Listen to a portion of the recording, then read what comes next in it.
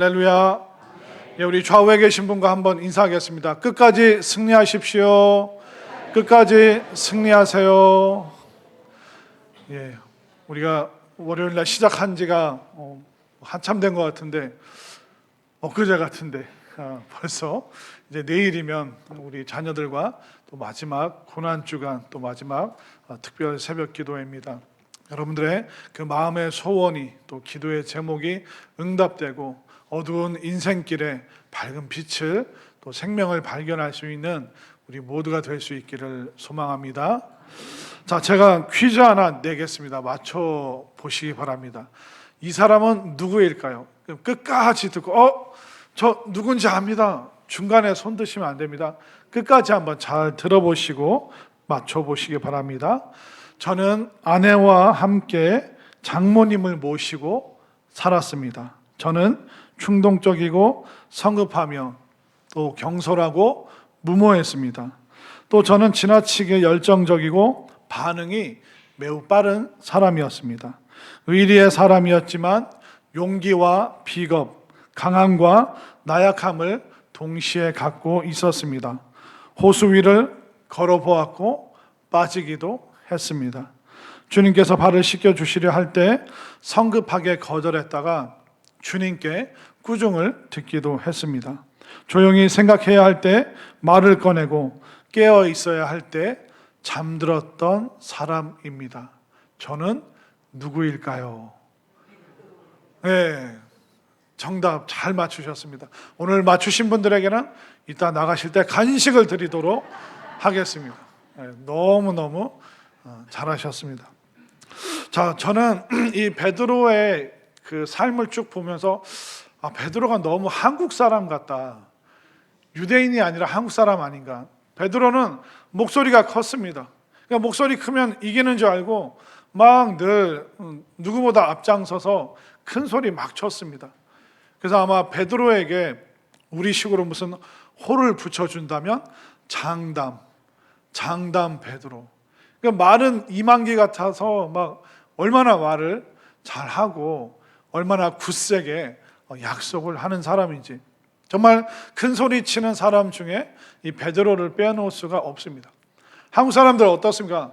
얼마나 큰 소리 치고 장담을 잘합니까? 뭐 속 더부룩한 거 가스 활명수 하나 마시면 싹 다 낫는다고. 목사님, 선교사님 걱정하지 말라고. 내가 나중에 교회도 세워드리고 막 비전센터도 세워드리고 다 할 테니까 걱정하지 마시라고. 그러니까 베드로가 한국 사람이었다라는 생각을 저는 문득 할 때가 있습니다. 그렇게 큰 소리치고 주님이 잡혀가도 다른 사람은 다 도망가도 나는 절대로 도망 안 갈 겁니다 했던 그 베드로, 지금 오늘 어디에 있는지 한번 보시기 바랍니다. 자, 오늘 본문 1절 말씀을 보십시오. 베드로가 어디에 위치해 있을까요? 1절 말씀 읽습니다. 시작. 그 후에 예수께서 디베랴 호수에서 또 제자들에게 자기를 나타내셨으니 나타내신 일은 이러하니라. 자, 예수께서 디베랴 호수에서 제자들에게 당신을 나타내십니다. 지금 베드로와 제자들이 디베랴 호수가에 있습니다. 이 디베랴 호수는 어디냐면 예루살렘에서 북쪽으로 약 100km 정도 떨어져 있습니다. 구불구불 산길로 하면 무려 300km 이상을 걸어야지만 도달할 수 있는 것이 예루살렘에서 디베랴까지의 거리입니다. 그런데 지금 이 디베랴 호수가에 베드로와 제자들이 있는데 예수님의 그 십자가 사건 전이 아닙니다. 예수님이 부활하시고 살아나시고 도마에게도 그 못자국과 창자국에 네 손을 넣어봐라. 그 사건 이후에, 그러니까 부활하신 그 주님으로부터 도망쳤다는 것을 우리가 알 수가 있습니다. 예수님이 살아나셨어요. 그러면 예수님을 얼싸안고 예수님 곁에 제자들이 딱 붙어 있어야 되잖아요.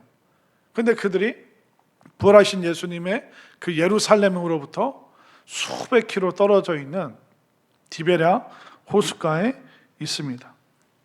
베드로는 부활하신 주님이 자기를 못 찾을 정도로 굉장히 멀리 지금 도망가 있는 것입니다.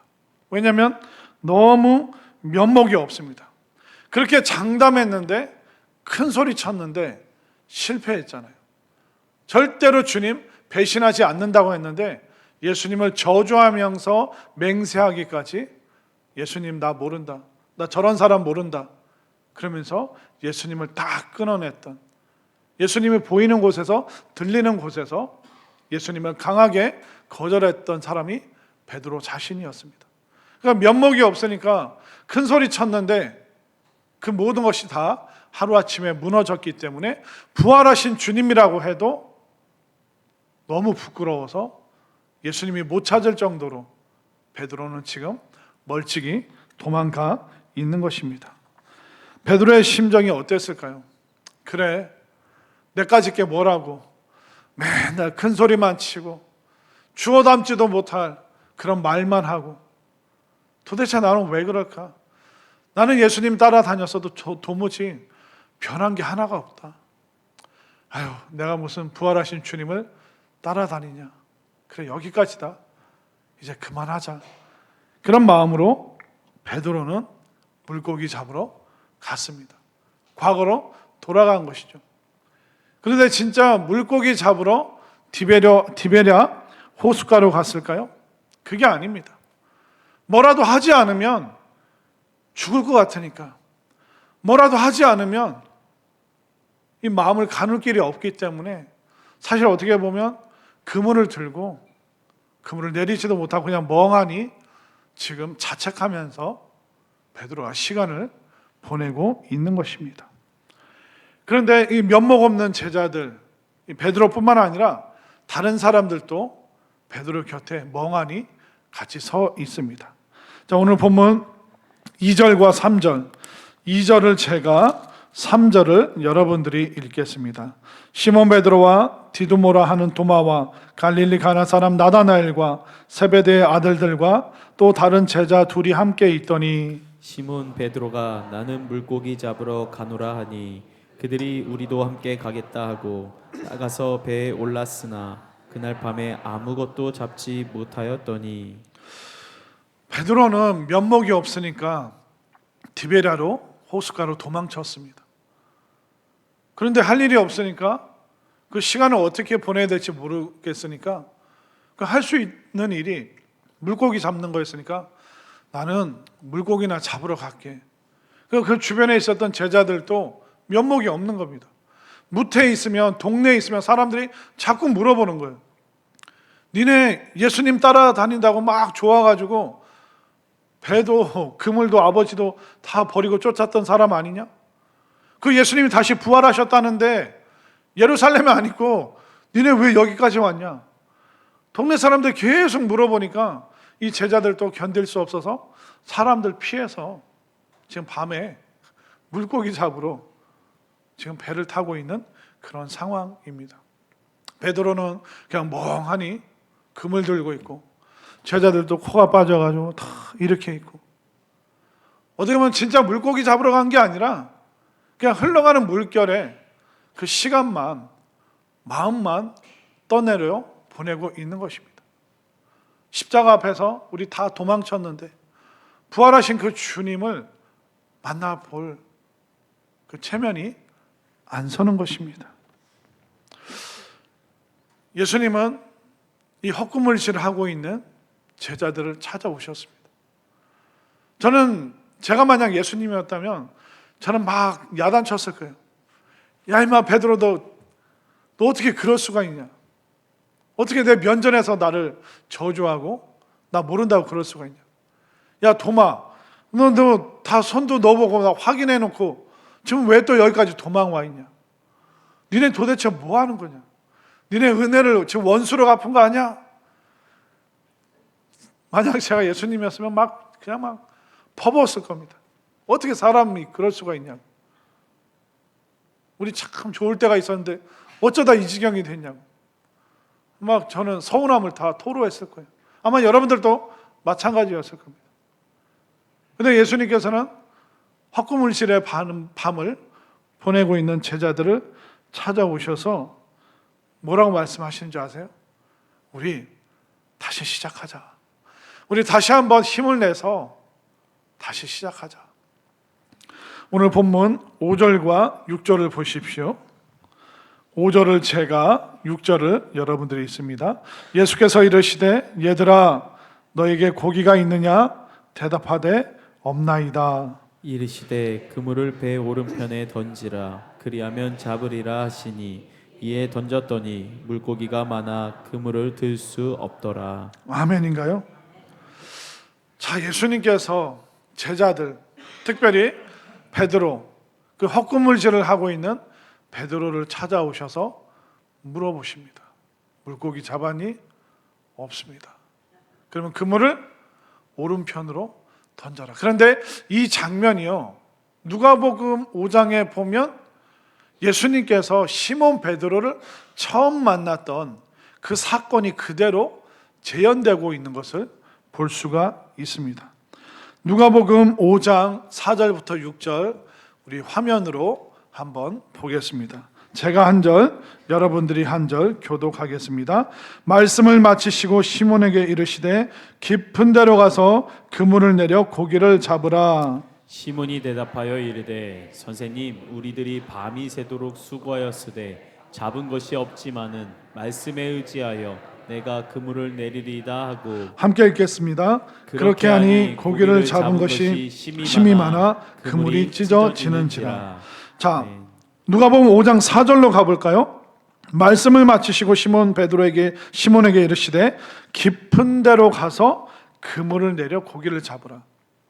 예수님께서 베드로를 처음 만났을 때는 깊은 곳으로 가서 그물을 내리라 말씀하셨습니다.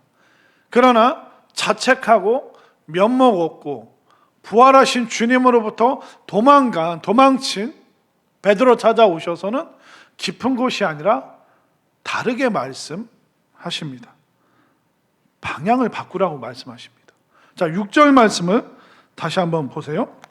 6절 말씀에 보면 이르시되 그물을 배 오른편에 던지라. 처음 만났을 때는 깊은 곳으로 그물을 던지라고 말씀하셨습니다. 그런데 이제 실망과 자책과 헛구물질하고 있는 베드로에게 찾아오셔서는 그 그물 던지는 방향을 바꾸라고 말씀하고 계십니다. 왜 베드로에게 오셔서 그물 던지는 방향을 바꾸라고 말씀하실까요? 베드로가 주님과 다른 방향으로 살아왔기 때문에 이제 네가 방향을 바꿔야 된다. 여러분들, 동행이라는 게 뭘까요? 그냥 서로 각자 열심히 움직이면 그게 동행일까요? 아닙니다. 동행은 같은 속도로, 같은 보폭으로, 같은 방향으로 나아갈 때 그것을 동행이라고 말합니다. 그러나 베드로는 열심히 움직이긴 했지만 주님과 다른 속도로 움직이려고 했습니다. 예수님과 다른 방향으로 자꾸 움직였습니다. 이 방향에 문제가 생기니까 예수님께서 그 방향을 지금 교정해 주고 계시는 것입니다. 우리가 여러분들 강아지를 키우잖아요. 애완동물. 그러면 이제 강아지가 주인과 달리 다른 방향으로 막 가면 뭘로 통제합니까? 목줄로 통제를 하죠. 또 아이들과 어디 깐난 애기들과 막 이렇게 걷다 보면 애기들이 어디로 갑니까? 막 엄한 데로 막 달려갑니다. 그럼 뭘로 통제합니까? 음성으로 통제하죠. 철수야, 어디 가냐? 엄마 이쪽으로 갈 거다. 이쪽으로 와. 아이들은 음성으로 통제하면 됩니다. 그러면 믿음의 사람들인 우리가 천지사방으로 날뛸 때 주님은 뭘로 통제하실까요? 바로 말씀으로 우리의 잘못된 방향을 통제하시는 줄 믿으시기를 바랍니다. 우리가 주님을 따른다는 게 뭘까요? 주님과 같은 방향으로 나아가는 것이 주님과 동행하는 것입니다. 그런데 우리는 주님과 함께 살아가면서도 계속 세상적인 그런 욕망과 명예와 남들이 좀 나 좀 알아줬으면 좋겠다. 나 좀 우러러 봤으면 좋겠다. 막 그런 강렬한 소망이, 야망이 많습니다. 요즘 이제 4월 10일 날 국회의원 선거를 앞두고 난리죠. 막 저한테 매일 전화가 옵니다. 설문조사에 참여 좀 해주십시오. 누구를 지지하십니까? 누구를 좋아하십니까? 누구를 선호하십니까? 여러분들, 그분들이 얼마나 최선을 다합니까? 막 이만한 거 들고 나와서 막 그래서 색깔별로 쫙 맞춰가지고, 와, 정말 최선을 다하신다. 비가 오나 눈이 오나 저게 굳은 날씨에 나와가지고 저렇게 차가 많이 다니는 거리에 나와서 저렇게 하시다니, 그분들이 얼마나 열심입니까? 남들이 우러러 봤으면 좋겠다. 세상 명예 좀 내가 소유했으면 좋겠다. 근데 그런 방식으로 사시는 분들은 내면은 강한데 유혹에는 얼마나 약합니까? 우리도 예수님 열심히 따른다고 하는데, 그래, 내가 예수님 제대로 믿어서 내가 한몫 차지해야지. 우리도 제자들과 다를 바 없는 모습으로, 우리가 세상 야망 지닌 사람들과 다를 바 없는 모습으로 살아갈 때가 많습니다. 그런데 그러다 보면 우리는 유혹에 쉽게 넘어지기도 합니다. 그러니까 우리가 이런 방식으로 주님과는 전혀 다른 방향으로 나아가다 보면 언젠가는 고꾸라지고 넘어지고 스스로 상처 입을 때가 많은 것이죠. 우리는 빨리 금방 성과를 내고 싶어 합니다. 우리는 사람들에게 주목받는 그런 존재가 되고 싶고 빨리 부자가 되고 싶습니다. 이런 방식은 세상이 권유하고 권면하고 추천하는 방식이기 때문에 우리는 계속 그런 방향으로 곤두서 있습니다. 이 말씀은 뭐냐면, 여러분들이 꿈을 포기하라는 게 아닙니다. 다른 꿈을 좀 꾸시라는 겁니다. 여러분들 마음속에 소원을 품지 말라는 것이 아닙니다. 소원을 품되 그것이 세상 야망의 방향이 아니라 주님과 같은 그 소망의 방향으로 여러분들의 꿈과 비전과 야망을, 방향을 좀 바꾸시기를 바랍니다. 우리가 좀 다른 꿈을 꿔야 되지 않을까요? 세상에 살지만 세상 사람들과는 좀 다른 야망을, 다른 소망을 좀 가져야 되지 않을까요? 그렇게 되면 여러분들이 신기루를 찾는 것이 아니라 오아시스를 만드시기를 바랍니다. 모래 위에 짓지 마시고 반석 위에 지으시기를 바랍니다. 성과가 아니라 제발 좋은 사람이 좀 되어 주십시오. 결국 방향을 통제하는 것이 바로 우리 신앙인들, 부활하신 주님을 만난 우리가 해야 될 게 뭐냐면 방향을 통제하는 것입니다. 주님의 그 말씀을 통해서 베드로와 제자들의 방향이 배 오른편으로 통제가 되니까 결국 오늘 본문에서 뭐라고 얘기하냐면 큰 물고기를 153마리, 153마리나 큰 물고기를 잡았다. 그런 결과, 그런 성과가 있었다. 그러니까 주님과 함께 동행하고 주님이 통제하시는 방향으로 간다고 해서 우리가 가난해지고 없어지고 떳떳하지 못하고 그런 것이 아니라 결국 우리가 원했던 그것이 주님을 통해서 통제받은 주의 말씀을 통해서 우리에게 주어진다는 것을 믿으시기를 바랍니다.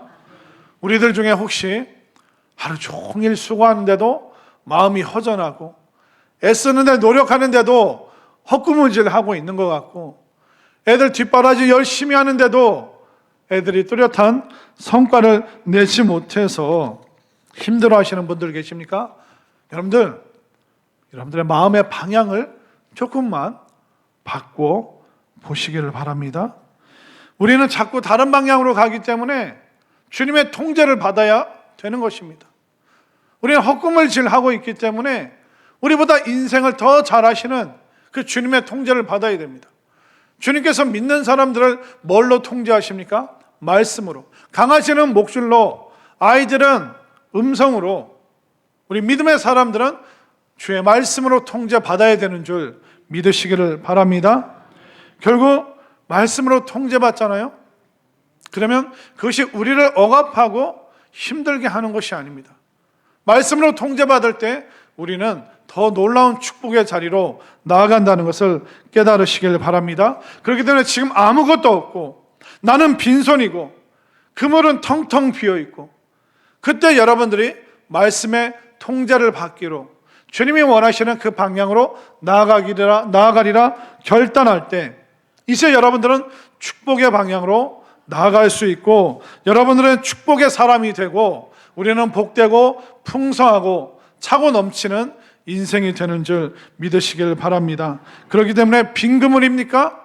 빈 배입니까? 허무한 인생입니까? 여러분들 절대로 포기하지 않으셨으면 좋겠습니다. 내가 말씀으로 통제를 받겠다. 그리하여서 주님이 부르시는 그 방향으로 내가 나아가겠다. 여러분들 다시 한번 결단하면서 헛꿈을 지르되 그 허무한 밤이 이제 풍성한 밤으로, 축복의 밤으로, 정말 많은 사람들과 함께 누리고 나눌 수 있는 은혜의 밤을 새롭게 살아갈 수 있는 우리 모두가 될 수 있기를 간절히 소망합니다.